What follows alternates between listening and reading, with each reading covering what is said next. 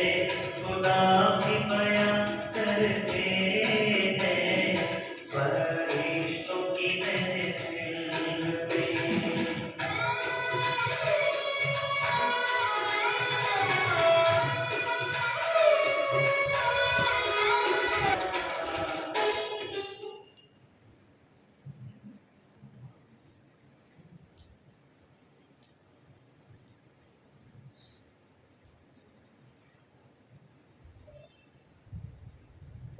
शांति।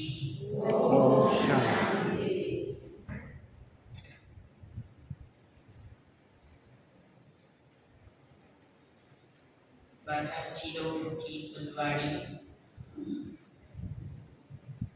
वार्षिकोत्सव भी मना रही है। तो समस्त ब्राह्मण परिवार को सेवा के इस वार्षिकोत्सव की बहुत बहुत पहले तो बधाई देती हूँ, मुबारक देती हूँ।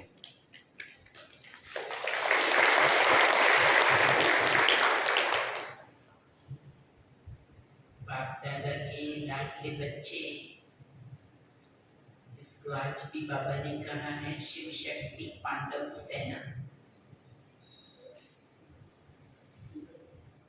संसार के मैदान में यह सेना विश्व परिवर्तन, कलयुग के दृश्य को बदलकर सतयुग लाने में जो लगे हुए हैं, स्व परिवर्तन से विश्व परिवर्तन, कितना सुंदर बाबा ने ये नारा दिया है, स्लोगन दिया है। सारी दुनिया इसको बदलो, उसको बदलो, उसमें लगी हुई है। रोड बदलो, मकान बदलो, सिस्टम बदलो, मिनिस्टर को बदलो, सरकार को बदलो, माना दूसरों से अपेक्षा करने में सारी दुनिया लगी हुई है और हम अपने आप को बदलकर सैंपल और एग्जाम्पल बन के दिखा रहे हैं कि हमको देखो, हम बदले हैं तो विश्व जरूर बदलेगा। ये विश्वास हमने खुद को बदल के प्राप्त किया है। हम सेना है और उसके लिए बाबा ने आज एक बात और बार बार कही, याद दिलाया, सर्वधर्मान परित्यज्य। गीता का ये सूत्र है, श्लोक है। भगवान ने अर्जुन को आदेश दिया, तू देह सहित देह के सभी धर्मों से नाता तोड़, मामेकम शरणम व्रज, मेरी शरण में आ जा। अहम त्वां सर्व पापेभ्यो मोक्षयिष्यामि मा शुच, मैं तुझे सभी पापों से मुक्त कर दूंगा, चिंतन मत कर। अर्जुन को दिखाते हैं मन की बहुत सोच रहा था, कैसे लड़ूं इनके सामने, क्यों लड़ूं, क्या मिलेगा। मोह भी जग रहा था, कर्तव्य भी याद आ रहा था। तो बाबा ने आज उनको कहा है कि आप सब किनारे तोड़ो, मुक्त होते जाओ, परिपक्व होते जाओ। जब संसार में भी कोई साधु बनता है ना, तो शायद आप में से कईयों को पता होगा, सनातन धर्म में भी जो साधु बनते हैं, हम लोग इलाहाबाद के कुंभ के मेले में गए थे, बहुत बड़ी सेवा थी। तो हमने देखा वहां बहुत सारे नए साधु बन रहे थे। हर कुंभ के मेले में हजारों लोगों की दीक्षा भी होती है, साधु बनते हैं। तो हमारी कनेक्शन का एक युवा भाई था, पहले विश्व हिंदू परिषद के कोई स्कूल को चलाता था, बाद में वो उसी में ही समर्पित हुआ। तो उन्होंने हमको आमंत्रित किया था, तो दीदी मेरी दीक्षा है, तो आप लोग भी शुभकामना देने आना, क्योंकि आप वहां आ रहे हो।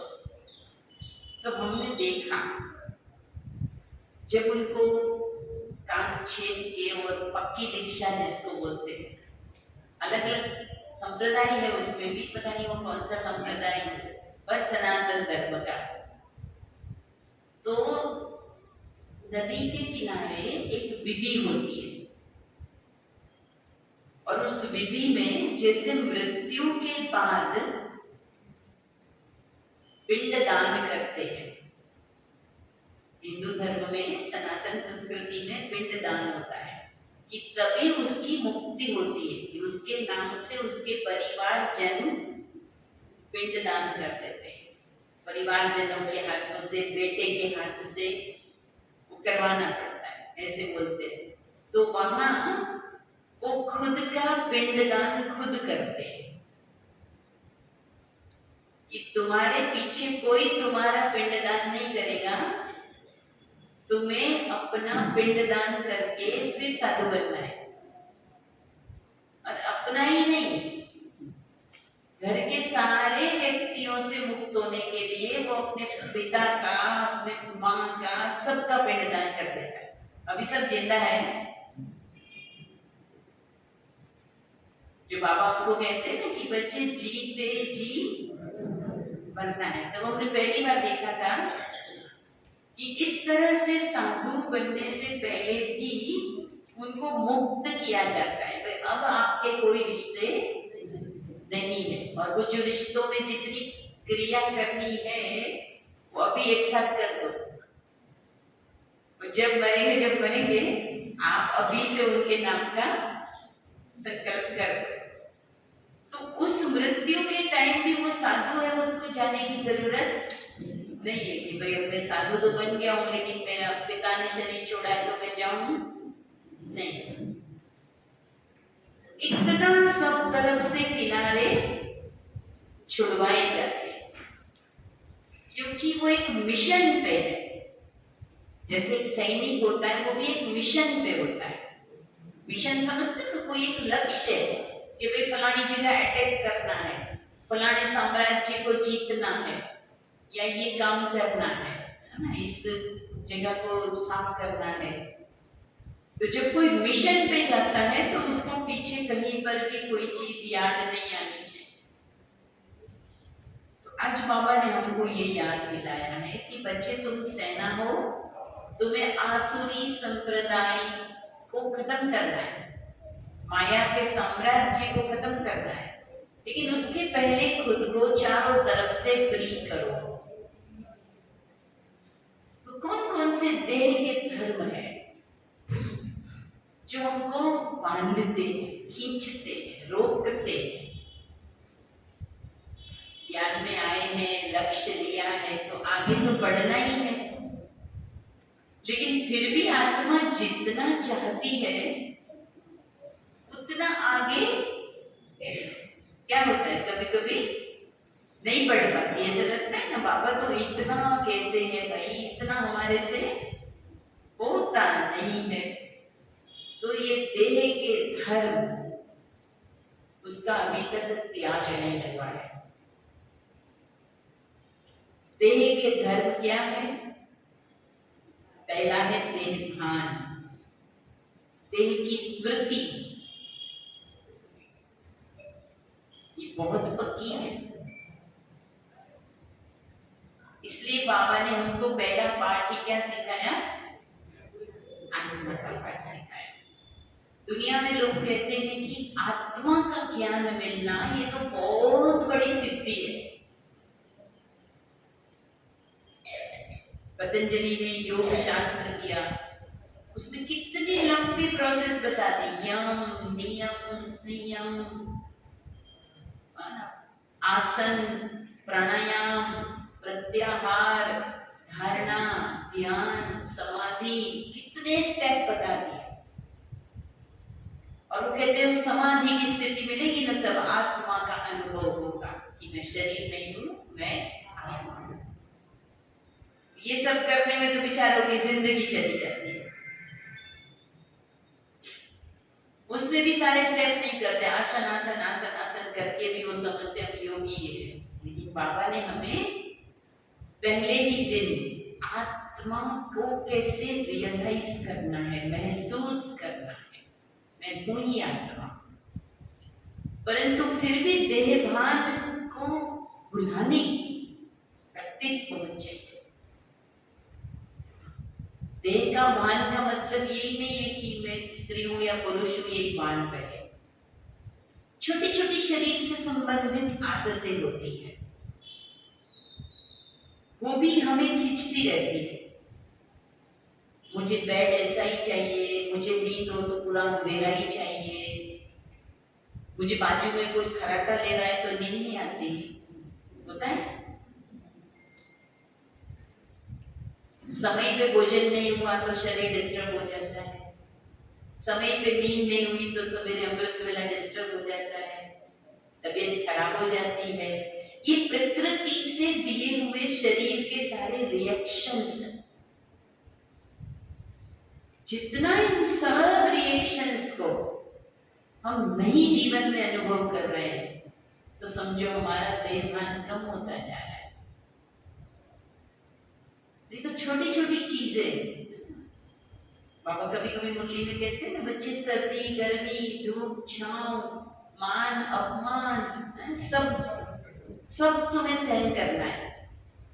और शुरू में बाबा ने प्रैक्टिस भी कराई, चाहे बेगरी पार्ट के माध्यम से, चाहे देखो दादियों ने आबू रोड से माउंट आबू तक पैदल चल के भी सेवाएं की, सिर पे सब्जियां उठा के भी चले, सारे काम भी बाबा ने करने सिखाए।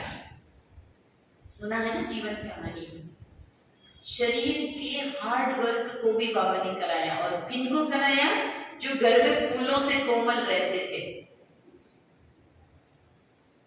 कभी कुछ नहीं किया था, लेकिन यज्ञ में आए तो बाबा ने प्रैक्टिस कराई, इस तन को भी सब प्रकार से सेवा में लगाओ, और तभी ये तन का भान और तन के बंधन दूर होंगे। कितनी हार्ड सेवाएं थी। आज भले हमारे पास साधन है, सेवाओं के बहुत से आयाम बन गए, फिर भी इस तन को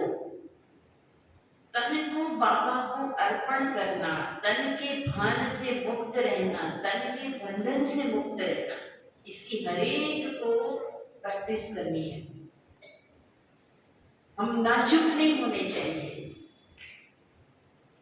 बहुत लोग नाजुक बहुत होते, जरा सा मौसम बदला तकलीफ, जरा सा ये हुआ तकलीफ, जरा सा वो हुआ तकलीफ, कई सारी चीजें। हमें नाजुकता से प्रोग्राम बनना होगा। प्रकृति को भी जीतना है, प्रकृति का भी मालिक बनना है, प्रकृति का गुलाम वो तो जन्म जन्म थे, तो फिर न स्वाद के गुलाम, न आराम के गुलाम, न आलस अलबेलेपन के कारण शरीर के बंधन में पड़े। इन सब से भी ऊपर जाना। अभी तक देखो कई बार कई सेक्टर्स पर मैं जाती हूँ तो कई बहनें कहती है कि जब से लॉकडाउन हुआ ना तो लोगों को घर में बैठकर मुरली सुनने की, क्लास करने की आदत पड़ी ना, तो वो थोड़ा सा आराम पसंद नहीं मिल गई ना। अभी भी रेगुलर क्लास में आने में वो लगता है कि मुरली तो आराम से घर पे ही सुन ले। देखो इस शरीर को जैसा जो मिलता है ना तुरंत उसकी आदत पड़ती है। मेरे लौकिक पिताजी थे, वो ऐसे बोलते थे कि जीवन में सुखी होना है तो 4 शब्द पक्का करो। गुजराती में बोलते थे चाल से, भाव से, भाव से, गम से। मैंने शरीर को ये आदतें डालनी है। मैं कभी कभी अपने शरीर को देख के सोचती हूँ, बात करती हूँ कि पूरे दिन में जितने भी हम दिनचर्या अपनी देख लो, कितना समय हमारा शरीर को चलाने की प्रक्रियाओं में जाता है या शरीर को संभालने की प्रक्रिया में जाता है। आत्मा को शरीर के बारे में कितना सोचना पड़ रहा है, क्या खाना है, क्या बनाना है, गर्मी ठंडी, पानी, भोजन, किसके लिए, क्या पहनना है, क्या सिलवाना है, कैसे पर्दे, कैसी चादर, कैसा सोफा, कैसी कुर्सी, किसको किसको चाहिए, सोच कौन रहा है। तो मैं कभी कभी सोचती हूँ कि मैं आत्मा तुम्हारे लिए कितना सोचती, कितना करती हूँ, और जब मुझे कुछ करना है तब अगर तुमने मना किया तो दुख है कि नहीं, दुख है। मैं तो सारा दिन इसके लिए सोचती हूँ, और जब मुझे 2 बजे उठ के अभ्यास करना है योग का, आज संकल्प आया और उठते समय ये बोलता है नहीं नहीं, मैं इससे तो नहीं होगा, तो मैं तुम्हारा इतना करती हूँ, तू मेरा नहीं करता, तो दोस्ती तो ठीक नहीं है ना। तो क्या आत्मा शरीर के लिए है या शरीर आत्मा के लिए है, बताओ कौन किसके लिए है। आत्मा को शरीर मिला है या शरीर को दुनिया में आना था इसलिए आत्मा मिली है। शरीर को आत्मा को पार्ट बजाने आना था इसलिए उसको शरीर मिला। शरीर मेरा सेवक है, कर्मचारी है, साथी है, या मेरे को मिला हुआ एक सर्वेंट है। तो कहीं ऐसा तो नहीं कि इस सर्वेंट की सेवा में मालिक लगा हुआ है। मालिक की सेवा में सर्वेंट लगा हुआ है, ऐसा होना चाहिए ना। तो कभी कभी हम बहुत ज्यादा शरीर को संभालने में लग जाते हैं। शरीर की चीजें, उसका तो विस्तार ही छोड़ दो, कितने पदार्थ चाहिए। आत्मा को कुछ चाहिए, कुछ चाहिए, कुछ भी नहीं चाहिए। सारा जमेला किसका है, सारा शरीर का जमेला। समय किस में जाता है, आप देखो किचन में कितना टाइम जाता है, किचन का टाइम, बाथरूम का टाइम, क्लीनिंग का टाइम, ये सब ज्यादा, और योग का टाइम कहते क्या करें, अभी संसार में है, अभी तो जीवित है ना, जीवित भले हैं, लेकिन धीरे धीरे आत्मा को देने का अपना समय बढ़ना चाहिए और शरीर को देने का टाइम कम होना चाहिए कि नहीं, होना चाहिए कि नहीं। तो हो रहा है, हो रहा है, या और भी हमारा विस्तार होता जा रहा है। पदार्थ, सामग्री, खाना पीना, नाश्ता टोली, बाप रे बाप, कितना विस्तार है। तो ठीक है, सेवा अर्थ हम सब कुछ करें, लेकिन सेवा अर्थ के साथ साथ स्वार्थ अर्थ नहीं चले जाना है, या स्वार्थवश नहीं चले जाना है। सेवा अर्थ ठीक है, लेकिन स्वार्थ अर्थ नहीं और स्वाद अर्थ नहीं। बहुत ज्यादा इसको स्वाद देंगे ना तो फिर ये भी उसके सुख में ही लगा रहेगा, फिर वो पुरुषार्थ में साथ नहीं देता है। दूसरा देह का धर्म है, एक तो शर्म और एक संकोच, एक भय। ये जो शरीर के धर्म है, हम कभी कभी कोई कोई चीजों में, अभी मैं तो उम्र हो गई ना, अब मेरे से क्या होगा? हमने अपने आप को लिमिट में बांध दिया। कई माताएं कहती बचपन में बाबा मिलता तो पढ़ते ही नहीं झंझट में, पर अब तो उम्र हो गई ना, अब तो हमारे शरीर की लिमिट है ना। बाबा को कब बाबा मिला? इसमें से 60 से ऊपर वाले कितने हैं? 10 10 12 लोग हैं। वो भी जब आप ज्ञान में आए तब तो इससे भी छोटे थे, है ना? तो देखो, ब्रह्मा बाबा ने अपनी आध्यात्मिक जीवन की पारी शुरू की 60 साल के बाद। और कैसे शुरू की? बच्चे की तरह रट्टा लगाते थे, मैं आत्मा हूं, मैं आत्मा हूं, मैं आत्मा हूं, एबीसीडी की तरह, एबीसीडी की तरह पढ़ाई शुरू की। तो क्या हम ये कह सकते हैं कि क्या करें, हमारी तो उम्र है, ये है, वो है। ये जो लिमिटेशन है ना, ये शरीर के धर्म है। आत्मा को कोई लिमिट नहीं है। मुझे याद है ज्ञान सरोवर में मेडिकल विंग की कॉन्फ्रेंस थी। काम आती ये बात, आप ध्यान से सुनना। एक आए थे अमेरिका से डॉक्टर दीपक चोपड़ा, बहुत फेमस वेल नोन पर्सनालिटी है। वो अमेरिका में मोटिवेशनल स्पीकर के रूप में, डॉक्टर भी है, मोटिवेशनल स्पीकर है। एक लेक्चर का, ये बात है 97 की या 98 की बात है, जब कॉन्फ्रेंस की मैंने सुनी उनकी बात। तो उस समय वो अपने 1 घंटे के लेक्चर का $75,000 लेते थे, $75,000 फीस उनकी। इतना लोग उनको सुनते। मधुबन में आए थे और उन्होंने 1 घंटे का प्रेजेंटेशन दिया था। 2 बातें उनकी मुझे बहुत अच्छी लगी और मैं बहुत बार अपने भाई बहनों को ये बात सुनाती हूँ। उन्होंने कहा था कि ये जो शरीर है हमारा, इसके अंदर जितने सेल्स है, छोटे छोटे कोश से बना हुआ है ना शरीर, जितने सेल्स है ना हमारे, ये हर 6 महीने में पूरे के पूरे मर जाते हैं और नए बन जाते हैं। ठीक है, किसी किसी में प्रोसेस थोड़ा स्लो होता है, तो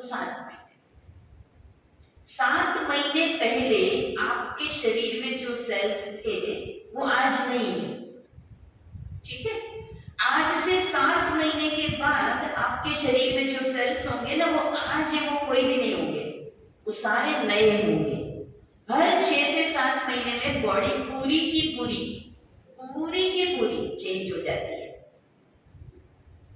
और ये रिसर्च से उन्होंने बताया था।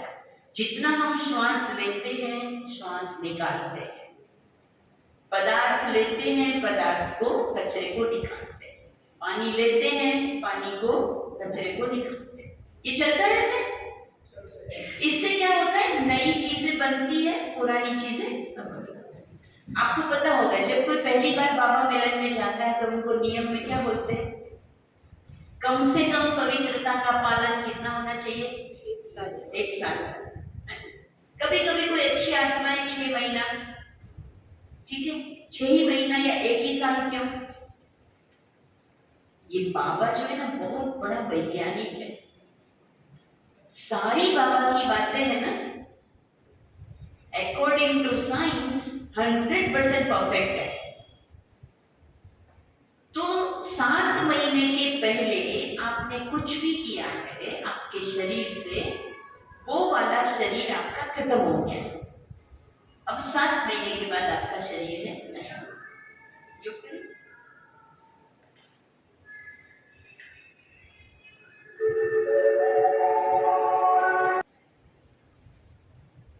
तो हर 6 महीने में शरीर तो बदल जाता है, लेकिन लोगों की बीमारियां कई वर्षों तक नहीं मिटती। क्यों?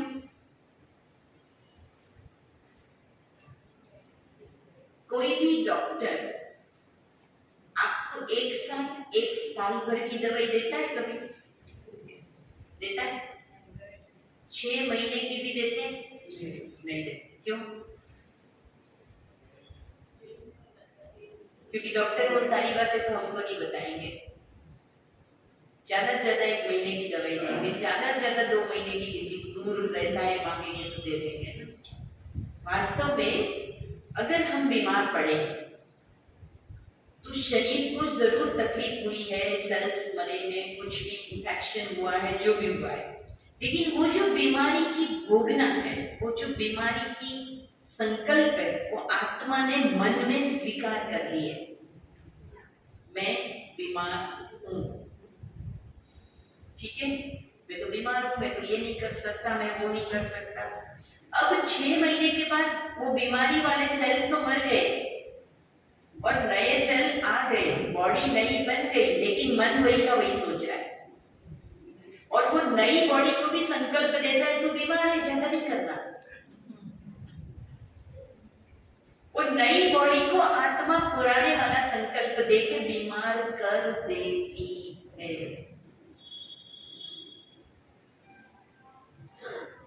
अगर मैं ये समझूं कि मैं एक बच्चा हूं, 6 महीना आप उसकी प्रैक्टिस करो, मैं एक बच्चा हूं।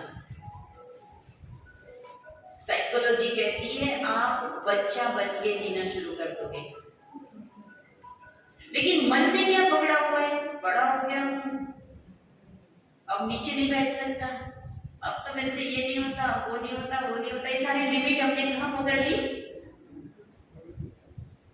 इसलिए फिर बॉडी भी वैसे ही चलने लगता है। तो ये उन्होंने बताया था कि आप कुछ भी आपके साथ हो रहा है, आप 6 महीने में रिकवर हो सकते, चाहे कोई भी चीज हुई है आपके साथ में, लेकिन उसके लिए आपको यहाँ एक पावरफुल संकल्प होना चाहिए कि मैं बॉडी नहीं हूं, मैं आत्मा हूं, और आत्मा कहे मैं स्वस्थ हूं, वो बॉडी स्वीकार करे।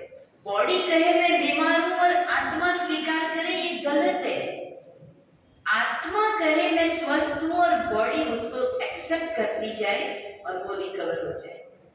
जितने भी लोग बड़ी बड़ी बीमारियों से रिकवर हुए, वो सिर्फ मनोबल से हुए, बाकी कभी नहीं हुए। तो हमें भी अपने आप को मैं बुरा हूं, मैं कमजोर हूं, मैं ये हूं, ये सब बातें भूल जानी है। ये जो लिमिटेशन से ये बॉडी की है, बॉडी है वो बुरा होता है, आत्मा तो नहीं ना। तो आत्मा को अपनी श्रेष्ठता से बॉडी को चलाना है।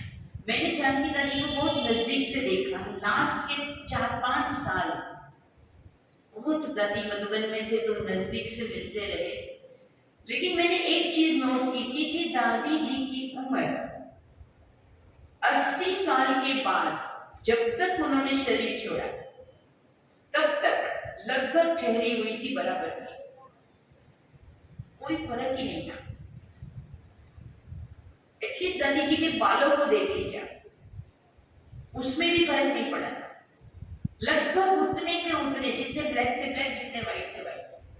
दादी ने एक बार ये बात बोली थी, मैं वही की वही रहूंगी, मैं उसी में स्टेबल हूं। बाबा ने वरदान दिया था, आप वैसी ही बनी रहोगी। ये खाली वरदान ही नहीं था, दादी की प्रैक्टिस थी। अब बाकी की उम्र तो बाबा ने उनको चलाया और सब कुछ किया, लेकिन दादी उसी उम्र में रही, कोई ज्यादा परिवर्तन हुआ ही नहीं था। तो एक तो हमें अपने आप को इतना शरीर से अलग का प्रैक्टिस करनी है कि शरीर की खिटपिट भी आत्मा की शक्ति से क्या हो जाए, समाप्त हो जाए। ये उन्होंने उस समय बताया कि आप हर 6 महीने में रिकवर हो जाते हैं, लेकिन आप यहां से सोचना छोड़ दो। दूसरी बात उन्होंने बोली कि अगर ह्यूमन बॉडी को लैब में बनाया जाए, उस जमाने के हिसाब से उन्होंने कहा था लगभग 100 करोड़ रुपए का खर्चा आएगा। अगर इस बॉडी को वैज्ञानिक मन, बुद्धि, मस्तिष्क सब कुछ लैब में अगर बना लेंगे, अभी तक नहीं बना पाए हैं, अगर कभी बना लेंगे तो अप्रोक्सीमेट खर्चा आएगा 100 करोड़। यानी ऑलरेडी मेरे पास जो अभी गाड़ी है वो कितने की है, ये जो गाड़ी है वो कितने की है, इसकी मुझे कितनी वैल्यू है,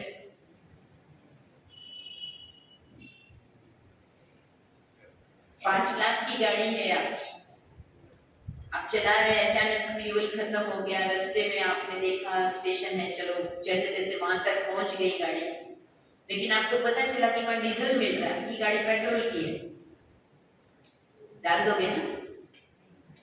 क्यों? पेट्रोल की गाड़ी में डीजल नहीं डाले। उस गाड़ी को तो हम जानते हैं कि पेट्रोल की गाड़ी है, डीजल नहीं डलेगा। ये गाड़ी जिसके लिए बनी है वही सब कुछ दुनिया डाल रही है, वही सब कुछ डाल रही है। जो हम कहते हैं कि ऋषि मुनि 140 साल, 150 साल, 200 साल भी जिंदा रहते थे, वो क्या खाते थे, कैसे रहते थे, कहाँ रहते थे, कितना एसी, कितना पंखा, कितना घी, कितना तेल, कितना मक्खन, कितना ब्रेड, क्या खाते थे?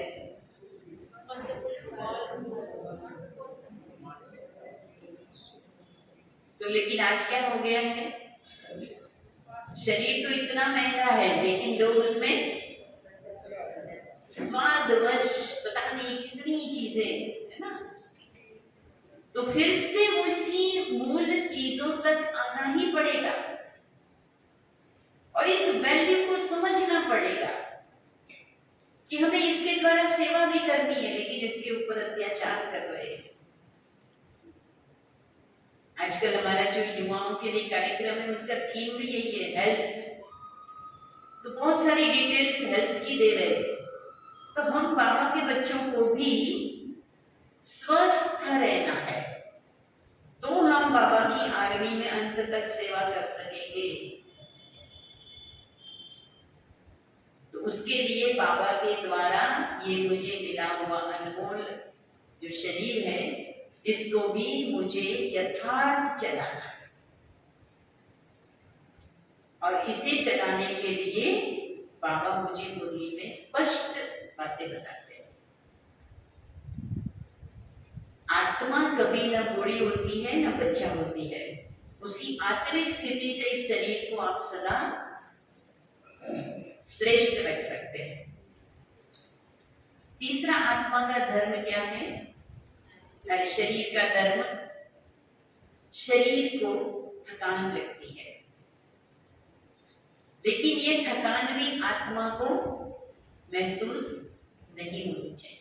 मैंने बहुत बार अनुभव किया, बहुत काम है तो नेचुरली ये शरीर तो थकेगा, लेकिन उसी समय कोई किसी को आधा घंटा 10 मिनट ज्ञान की बातें करनी है तो उस थकान का असर उस पर नहीं आना चाहिए। ये मैं अनुभव करती हूँ, प्रैक्टिस करती हूँ। सिर्फ आप 2 मिनट के लिए पावरफुल, मैं आत्मा शरीर से अलग हूँ, बैठ जाइए। बिल्कुल डिटेच होने के बाद आप आत्मा से पुरुषार्थ करा लो, जो बात कराना हो करा सकते हैं। ये थकान जो शरीर की है वो आत्मा पर असर नहीं करेगी। ऐसे शरीर का धर्म है भेदभाव। शरीर को तुरंत ही 2 चीजों में डिफरेंस दिखाई देता है। 2 व्यक्ति खड़े हैं, तुरंत हमारा ध्यान किसमें जाएगा? एक लंबा है, एक छोटा है, एक गोरा है, एक काला है, एक मोटा है, एक पतला है, ये भाई है, ये बहन है। सभी भेद किसमें है? शरीर में है, लेकिन आत्मा में भेद नहीं है। तो देह भान वाला भेद में अटक जाता है। जब मैं आत्मिक स्थिति हूं तो न मैं स्वयं भेद में अटकती हूं, न मैं किसी को भेद वाली, डिफरेंस वाली दृष्टि से देखती हूं। कैसी भी आत्मा हो, जैसे एक मूर्ति के सामने कोई भी आता है, मूर्ति यथावत अपना दर्शन देती रहती है।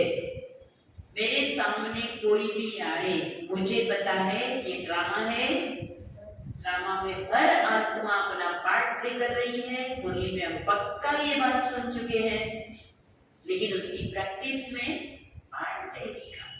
हमें पता चल रहा है कोई चीटिंग कर रहा है, कोई बात घुमा रहा है, कोई आगे पीछे कर रहा है, 3-5 कर रहा है, कोई कुछ कर रहा है, कोई फर्क नहीं पड़ता, समझते हुए भी एक ही प्रकार की स्थिति। चलते रहो बेटा, करते रहो। जो हमारे ऊपर असर आता है ना, इससे हमारी स्थिति तुरंत बिगड़ती है। मुझे मालूम पड़ रहा है कि कोई मेरे साथ चीटिंग कर रहा है, तो मुझे बड़ा बुरा लगता है, कभी लगता ही था।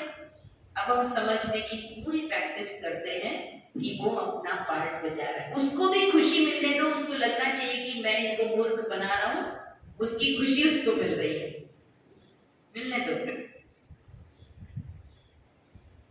तो भेद में नहीं आए कि ये मेरे सामने आया बड़ी प्रशंसा करने वाला व्यक्ति है, तो मेरी दृष्टि बड़ी शीतल हो जाए, मीठी हो जाए। ये हमेशा मेरी कोई ना कोई नुक्स निकालता है, वो जैसे ही सामने आया वैसे ही चेहरा थोड़ा सा हाँ ठीक है, शांति। ये भेद में नहीं पड़ना। कोई नया है, कोई पुराना है, कोई महारथी है, कोई घोड़ेसवार है, कोई सभी प्रकार की आत्मा। बाबा ने तो कहा कोई भी धर्म की आत्मा, एटलीस्ट कोई पशु पंछी प्राणी प्रकृति का कोई भी रचना, लेकिन मुझे अपनी प्रैक्टिस देह भान से परे होंगे तो आत्मा की इजीली हो जाए। मधुबन में शांतिवन में दादी कॉटेज में, आपको पता होगा शायद, दादी जी एक बार स्नान करने गए और दादी जी के टॉयलेट शीट में अंदर से कोबरा निकला। जंगल तो था ही था बाजू बाजू, कोबरा निकला अंदर से, लेकिन इतनी सी भी आवाज नहीं। दादी ऐसे खड़े हो गए, बड़ी दादी की बात, और आराम से अपना काम करके धीरे से निकले और फिर सबको बताया। फॉरेस्ट में तो इतनी आवाज हो गई, दादी जी बाथरूम में और सांप है बाथरूम में, कोई हलचल नहीं, आराम से वो वापस चला गया। दादी जी ऐसे खड़े, इतना देवभान से परे थी उनकी स्थिति। इतनी शांति से सुन रहे, जरा से एक चूहा निकल जाए,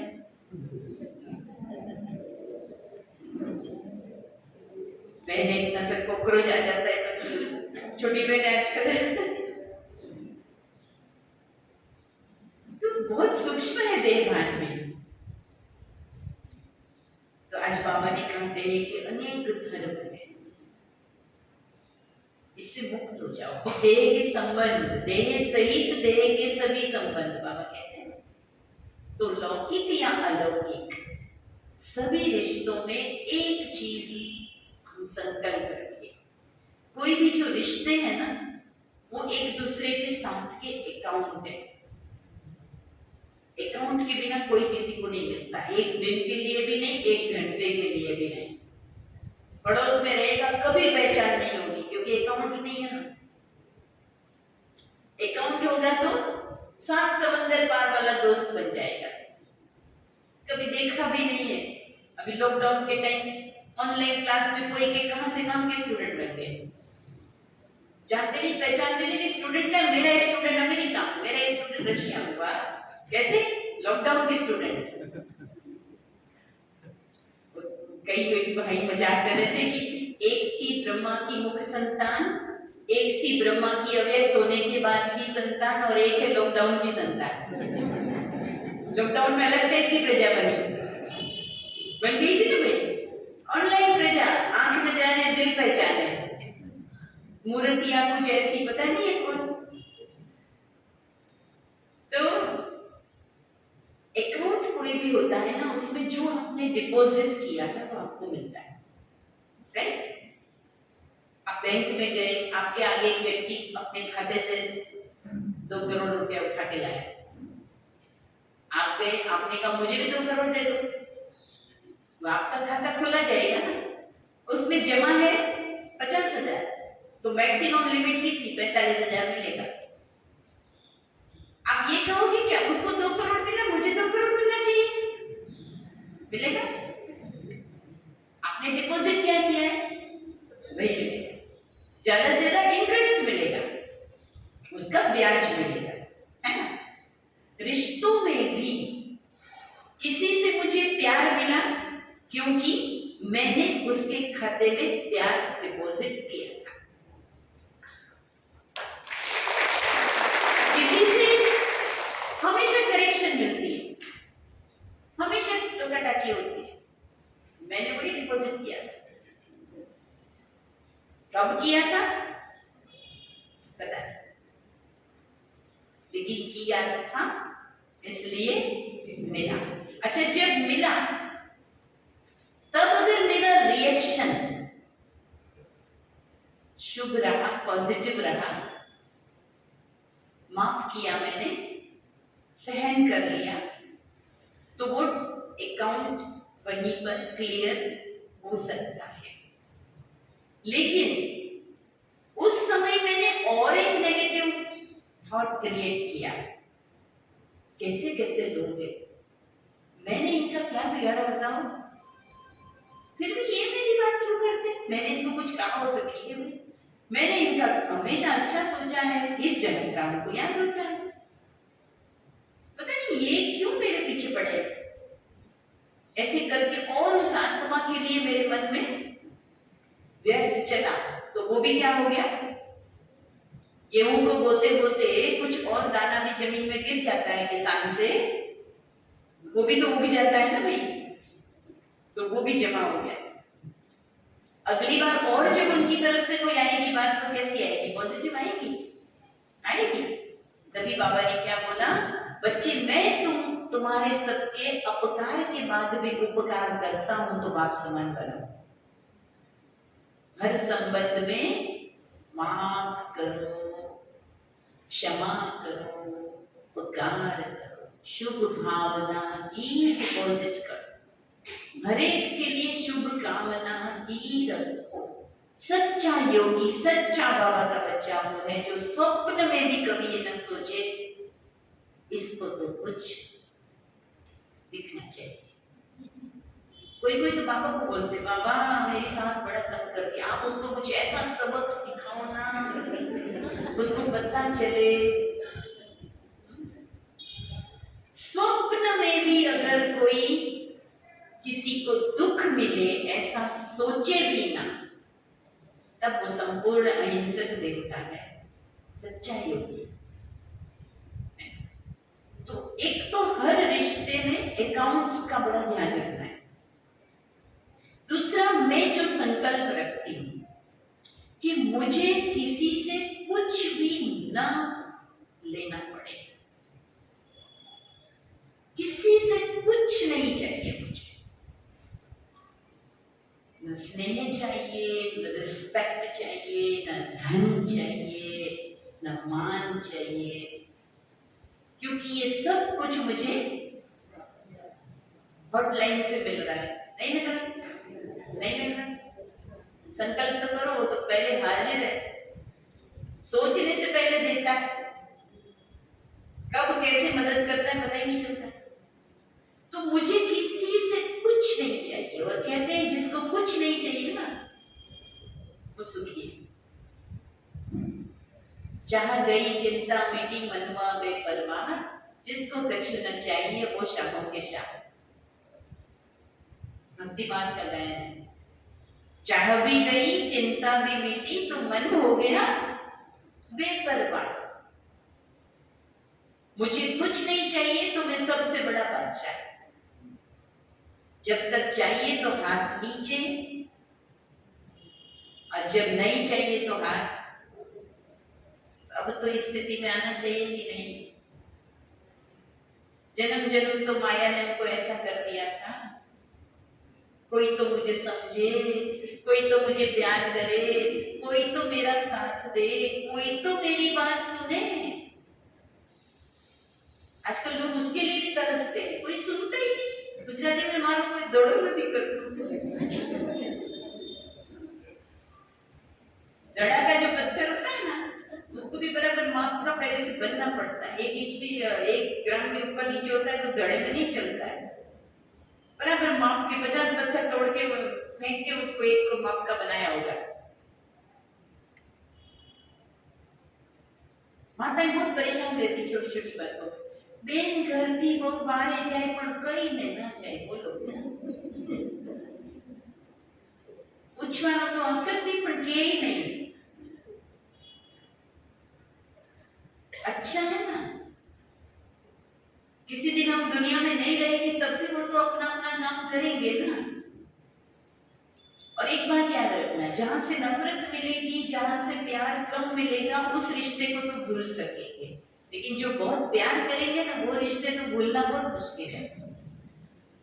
अंत में वही याद आएंगे, मारो दीकरो मारी दीकरी है. अंत में फिर ये सा याद आ गया तो बिचारा ने सब से बचे हुए याद आ सके. तो अच्छा है ना. मुझे किसी से कुछ नहीं चाहिए, आज ही पक्का करो इस बच्चे की क्लास में पक्का. मुझे जो चाहिए वो पापा से मिलेगा. सोचते ही मिल जाएगा. पापा भी कहते हैं बच्चे मैं तुमको भिखारी नहीं बनाता हूँ, मेरे से भी मांगने की जरूरत नहीं. मुझे पता है अच्छी माँ होती है उसको पहले ही पता होती मेरे बच्चे को किस टाइम क्या चाहिए. वो बच्चे को रोने के बाद नहीं देती, रोने से पहले देती है. तो पापा को पता है मुझे क्या चाहिए, कैसा चाहिए, कब चाहिए. पता है कि नहीं? पता है ना. तो जब उसको पता है वो देने वाला है, तो बाकी सब रिश्तों में एक संकल्प रखना है, मैं सबको दूं. किसी को मान चाहिए, मान दे. किसी को प्यार चाहिए, प्यार दिया. किसी को मीठी वाणी चाहिए, वाणी दिया. किसी को धन चाहिए, ले जा, ले जा. किसी को कोई कहते ये एरिया मेरा है, ले जा, ले जाओ. ये जिज्ञासु हमारे, ले जाओ, देते जाए. बादशाह ये भी एक बहुत बड़ा बंधन है. इच्छा है वही बंधन है.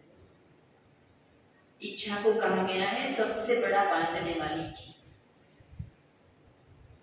तो इच्छा एक ही है, पर वह थी पार ब्रह्म में रहने वाले ही. वो मिल गया तो बाकी कोई परवाह नहीं.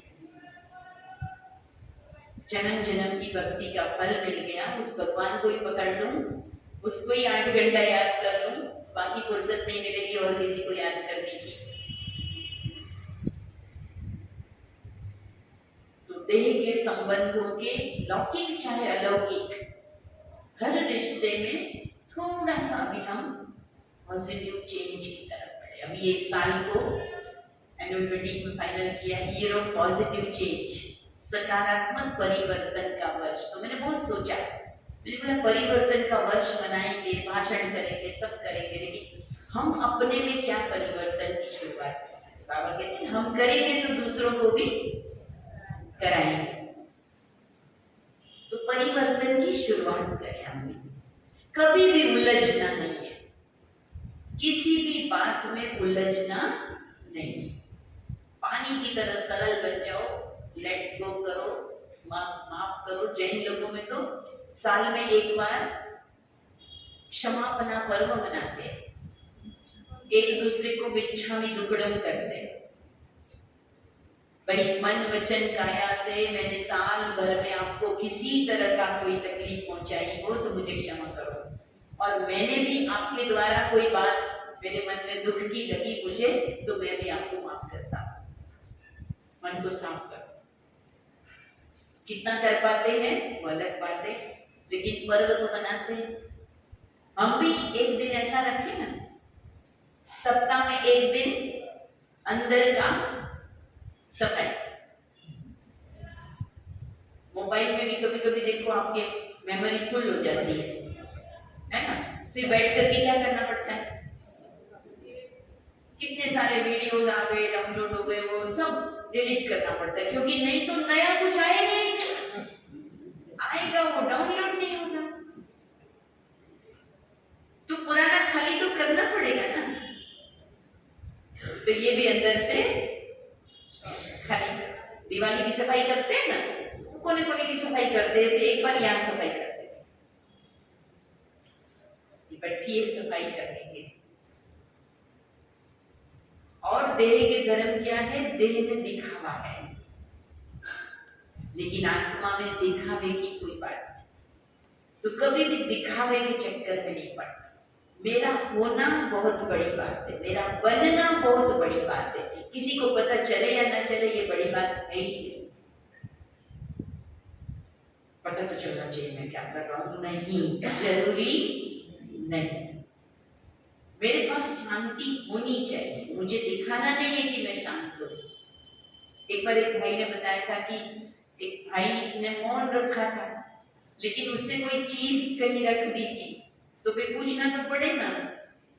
तो वो करके बता रहा था, लेकिन उसको समझ में नहीं आ रहा। तो कितनी बार पूछा भाई सही सही बता दे, तो नहीं समझ में आ रहा था। तो लास्ट में जिसने मौन रखा था ना, वो गुस्से में आ गया, बता तो रहा हूं मेरा मौन है, तो क्यों परेशान कर रहे हो। ये कैसा मौन था। मौन भी रखो, लेकिन दिखाओ नहीं कि मेरा मौन है। ठीक है, दिखाओ नहीं मैंने इतने घंटा बैठी करो। सब कुछ जमा होता है, उसकी नजरों से कुछ भी नहीं बचता है, उसको सब पता है, वही हिसाब करने वाला है। बाकी सबने देखा होगा, वो सिर्फ वाह वाह कर लेंगे मेरी, बाकी टाइम पे जमानत करने कोई नहीं आने वाला। मेरी कोई भी मेरी जमानत कराने नहीं आ सकता। आएगा कोई? नहीं बाबा ये बहन बहुत अच्छी थी, इसको माफ कर दो। धर्मराज के पास आएगा कोई? जिसको पता है उसको तो पता चल गया, बाकी किसी को पता न चले वही अच्छा है। आज की दुनिया में तो जितना जिसको पता चलता है उतना ही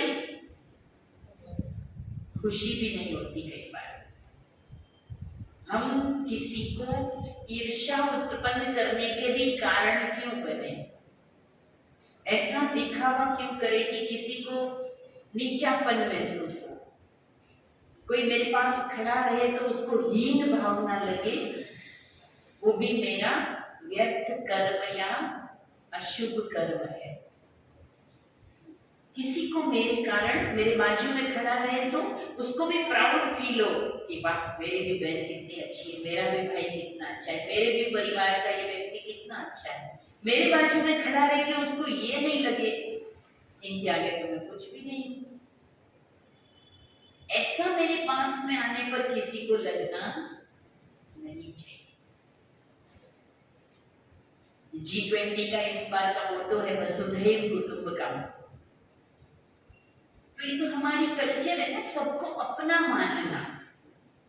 आज हम ब्राह्मण परिवार में भी अपनापन खोजते हैं। दिल बड़ी ओपन रखनी है, बड़ी रखनी है। एक आर्ट के हॉस्पिटल में हम लोग गए थे, वहां एक स्लोगन लिखा था, अगर दिल खोल दिया होता यारों के साथ तो आज न खोलना पड़ता औजारों के साथ।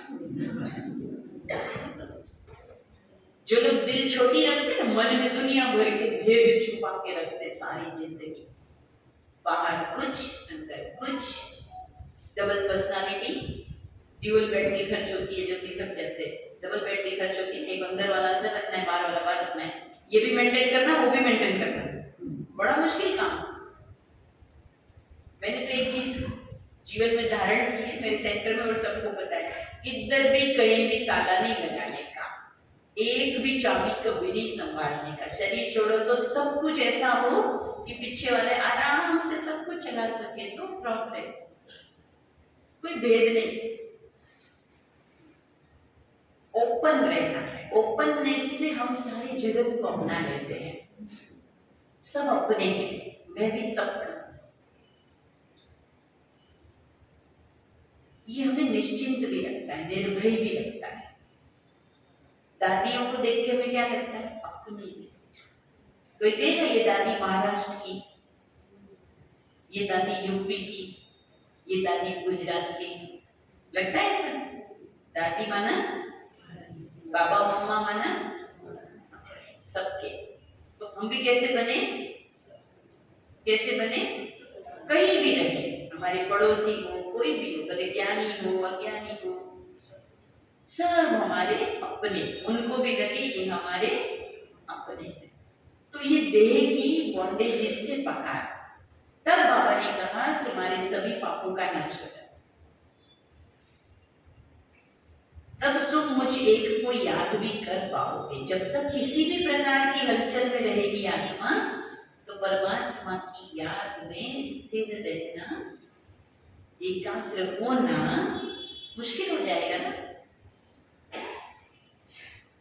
तो आज मैंने सवारी मुरली सुनाई, तभी से मेरा चिंतन बहुत चला। कितना अच्छा बाबा सिंपल वे में कहते हैं कि बच्चे मुक्त होते जाओ। और बाबा कहते हैं जो पक जाता है वो हलवा भी कैसा होता है, चारों तरफ से कढ़ाई को छोड़ देता है। तो हम छोड़ते जाते हैं या कहीं कहीं कहीं कहीं अटके हुए हैं, छूट गए हैं। आज अगर आ जाए बाबा का आदेश, चलो बच्चे परम धाम, तो सबसे पहले क्या याद आएगा? एक फोन करेगा, याद आएगा? लगेगा ऐसा? एक मैसेज मिलेगा। किसको सबसे पहले कौन याद आएगा बताओ? अगर समझो यहीं बैठे दीदी आपको कह दे यहीं से मधुबन चलना है, सबसे पहले किसकी याद आएगी? घर में भी किसकी? अरे तो अलग अलग होगा, कोई नहीं। समझो वो आपकी सबसे ज्यादा आपको वो मानते हैं, कोई भी याद नहीं आए, ऐसा हो सकता है? हो सकता है? नहीं हो सकता। हो तो सकता है। तो मुक्त आत्मा बनना है, फरिश्ता बनना है। अंतिम समय है और नजारे दिखाई दे रहे। 4 दिन पहले मैंने एक न्यूज पढ़ी, साउथ अफ्रीका की राजधानी है केपटाउन। केपटाउन शहर की न्यूज आई कि गवर्नमेंट ने, म्युनिसिपल कॉर्पोरेशन ने हाथ खड़े कर दिए कि अब हम किसको भी पानी नहीं दे सकेंगे। देश में रहना करो, देश के बाहर जाना है तो बाहर जाओ, पानी की सप्लाई कहीं से भी पॉसिबल नहीं है। और बताओ 50 करोड़ का भी मकान बनाया हो, क्या पानी के बिना जिएंगे? दिल्ली में देख लो, सबसे ज्यादा क्या बिक रहा है? Air purifier. सांस लेना मुश्किल हो रहा है। कहां से लाओगे ऑक्सीजन? कहां से लाओगे पानी? बाकी तो सब बना लेंगे, उसकी तो कोई बैंक भी नहीं खुली कि बैंक से उठा लेंगे। नहीं, एटीएम से पैसा निकाल लेंगे, एटीएम से ऑक्सीजन तो नहीं निकाल सकते। पानी का भी एटीएम शायद निकलेगा, पता नहीं। तभी तो देखो अभी सरकार ने ऑफर किया है जल जन अभियान। देखो क्या दृश्य है। पहले हमको जाना पड़ता था, मंत्री जी आकर के हमारे प्रोग्राम का उद्घाटन करो। मंत्री जी बोलते ठीक है देखूंगा। अभी मंत्री जी चल के आ रहे हैं, ब्रह्मा कुमारी बहने हमारा ये अभियान आप सफल करो। फिर जो भी प्रोग्राम हो, अभी ये G20 के अंदर Y20 आया तो सीधा उनको ब्रह्मा कुमारियों की याद आई। नशा मुक्ति अभियान ब्रह्मा कुमारियां करेगी, पर्यावरण अभियान ब्रह्मा कुमारियां करेगी, है ना? गांव में डिजिटलाइजेशन ब्रह्मा कुमारियां करेगी। देखो तो एक दिन सीट में भी कौन बैठेगा? नहीं बैठना है, सीट पे नहीं बैठेगा, नहीं, क्योंकि ये तो कांटों वाला ताज है। कांटों वाला ताज थोड़ी पहनना है। कौन सा ताज पहनना है भाई? वो ताज हमारा इंतजार कर रहा है। स्वराज अधिकारी बनके हम सारे काम करेंगे। अगर अभी टाइम है तो थोड़ा एक एक्टिविटी करें। तो आज बाबा ने सवेरे कहा अटेंशन। अटेंशन से आप सफलता स्वरूप बनेंगे। अटेंशन माना ध्यान, ध्यान माना ध्यान योग भी होता है, ध्यान माना ध्यान देना भी होता है, ध्यान माना केयर करना। कहते हैं भाई बच्चों को ध्यान रखो, केयर करना। तो ये अटेंशन बहुत बड़ी चीज है। और अटेंशन जिस भी चीज पर, जिस भी शब्द पर, जिस भी वस्तु पर, एक जापान के वैज्ञानिक ने इस पर बहुत रिसर्च की है कि बॉटल्स में पानी रखा, किसी पर लिखा प्यार, खुशी, किसी पर लिखा नफरत, गुस्सा। सिर्फ उसको देखते थे लोग चलते फिरते, तो उस पानी के अंदर वो नफरत वाले असर आ गया, क्योंकि पढ़ते समय ध्यान कहाँ गया? नफरत। तो नफरत से संबंधित सारी चीजें याद रखें। बाबा ने हमको कहा व्हाइट ड्रेस रखो, कारण होगा ना, ज्योति बिंदु को देखो। तो जिस पर हमारा ध्यान जाता है, साइकोलॉजी कहती है आप वैसा बन जाएंगे। साइकोलॉजी में प्रयोग कराए जाते हैं, एक ज्योत जगा के और लंबे समय तक आप उसको देखते रहो। डिस्टेंस तो बहुत ज्यादा है, लेकिन आपको ठंड महसूस नहीं होगी, क्योंकि आप किसको देख रहे हैं? जलती हुई ज्योत को। ऐसे ही कोई आइसबर्ग रखा है, आइस का टुकड़ा, तो आप देखते रहो, आप गर्मी में बैठे लेकिन आपको शीतलता का अनुभव। तो हमें भी बाबा जो रोज मुरली में कोई ना कोई विशेष सम्मान देते हैं, वरदान देते हैं, तो हमें दिन भर उस पर ध्यान देना है। जैसे आज क्या था, रूहानी वृत्ति का वाइब्रेशन फैलाने वाली आत्मा, ये आज का वरदान था, सम्मान था ना। तो रोज की मुरली से ऐसा एक न एक सम्मान वरदान के रूप में लेना, ये बाबा की मेरे लिए आज की ब्लेसिंग है। और ऐसे बहुत से वरदान हम सबको मिले हैं ना अभी तक। किसी को मधुबन में मिला, किसी को शिवरात्रि पर कोई मिला, राखी पर मिला, तो कोई याद रह जाता बाबा का वरदान मिला मुझे। मैं जब पहली बार बाबा से मिली थी 1981 में, तो दीदी छोटे छोटे ग्रुप में मिलाते थे ना बड़े, तो पापा को हाथ में डोली देते समय दीदी परिचय दे रही थी कि हमारे ग्रुप की सबसे छोटी बच्ची है, कुमारी आई है, पहली बार आई जैसे 11 साल की। तो बाबा ने बोला मुझे अपने को कभी छोटा नहीं समझना, बड़े तो बड़े, छोटे समान। तब से कितने भी बड़े से बड़े काम कर रहे हो, पहली बात है बाबा ने मुझे बोला तो छोटे के, बड़े तो बड़े, छोटे सुभान अल्लाह, छोटे तो भी कर लेंगे, और वो बहुत काम है, बहुत काम है। तो आज हम एक एक्सरसाइज, एक एक्टिविटी करेंगे, ठीक है, जिसको हम बोलते हैं टनल ऑफ ब्लेसिंग। आपने टनल देखी होगी, बॉम्बे से पुणे जाते हैं, आप उसे उदयपुर जाते हैं तो एक बड़ी बड़ी टनल्स आती है। अभी हम लोग कश्मीर गए थे, वहां भी एक पूरी 13-14 किलोमीटर लंबी टनल है। टनल के अंदर से जाते हैं तो जीपीएस में भी कलर बदल जाता है, दिन में रात हो जाती है, देखा होगा ना आपने। तो टनल के अंदर एक से अनुभव में आजू बाजू बाहर क्या है कुछ पता नहीं चलता, वही रुझे निकल रहा है। तो अभी हम एक ब्लेसिंग की टनल बनाएंगे और 1 बाय 1 हर एक को उस टनल में से निकलना है, और दोनों साइड जो टनल बना के खड़े हैं उनको ब्लेसिंग देना है, और जो टनल से गुजर रहे हैं उनको बिल्कुल शांत अवस्था में उन सारे वरदानों को लेना है। तो सबसे पहले तो हर एक अपने मन में वरदानों की लिस्ट याद करो, ठीक है। 3 मिनट गीत बजेगा, और एक अपने अंदर या तो साइलेंट म्यूजिक बजाना। मुझे अब तक के मिले हुए कितने वरदान याद है, कभी विजयी आत्मा, कभी मास्टर सर्वशक्तिमान, कभी प्रकृति जीत, कभी मास्टर प्रदीप पावनी गंगा, बहुत सारे वरदान होते हैं, ठीक है, स्मृति में लाओ। फिर माताओं की तरफ 2 टनल, भाइयों की तरफ 1 टनल, थोड़ा बहने मुझे मदद करना। तो दोनों साइड ऐसे हाथ पकड़ के खड़े रहेंगे आमने सामने, और 1 बाय 1 एक एक आत्मा वो टनल से निकलेगी और पीछे जाके फिर वो भी टनल में खड़ी हो जाएगी। पहले वरदान लेंगे फिर देंगे, कोई पहले देंगे फिर लेंगे, सबका नंबर आएगा। बहुत अच्छी साइलेंट में एक्टिविटी करनी, ठीक है। अपना अपना बैग वैग सब एक बाजू रख देना। जो खड़े नहीं रह सकते वो कुर्सी के साइड में बैठे, देख के भी आपको अच्छा लगेगा, आनंद मिलेगा। जो खड़े रह सकते, चल सकते हैं, वो लोग एक्टिविटी करेंगे। तो 2 मिनट अपने मिले हुए वरदानों को स्मृति में लाओ।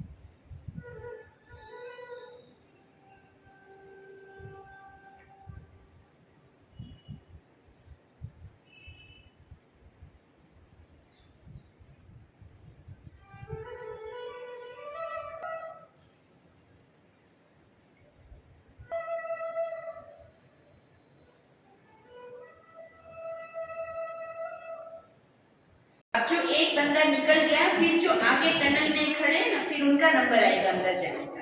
और जो पूरी टनल पार करके पहुंचेगा, वो टनल बनी है ना, उसमें खड़ा हो जाएगा, वो बाद में वरदान देने लगेगा। तो एक एक यहाँ से अंदर जाएंगे और फिर वहां जाके टनल पूरी होने तक फिर खड़े हो जाएंगे। टाइम देते कि बैठ के लिखो, किसी किसी के 100 वरदान हो जाते एक दिन में। और देखो ये जितना खड़ी है कौन है, ये सब मंदिर के देवी देवता है, ये सब सतयुग वाली आत्माएं, सारे देवता सूरज की। अच्छा ये बताओ कि जिस दिन बादल का वातावरण होता है, सूरज नहीं निकलता है, उस दिन उसका मुख कहाँ होता है?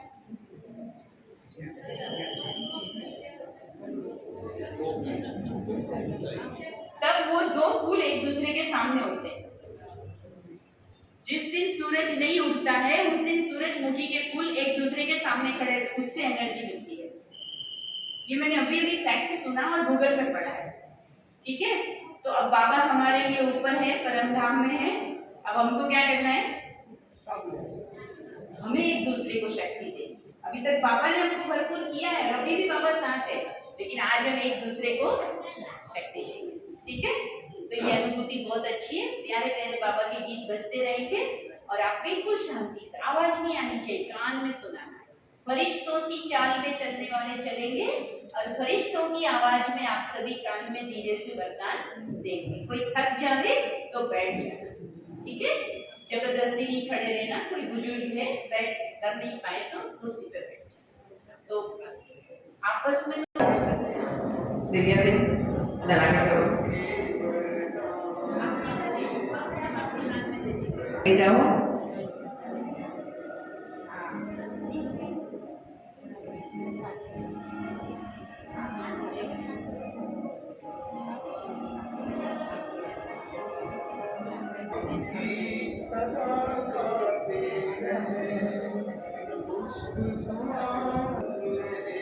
धीरे धीरे तरत नहीं जवा दो, देखा लाइन पर रहवा दो, 2004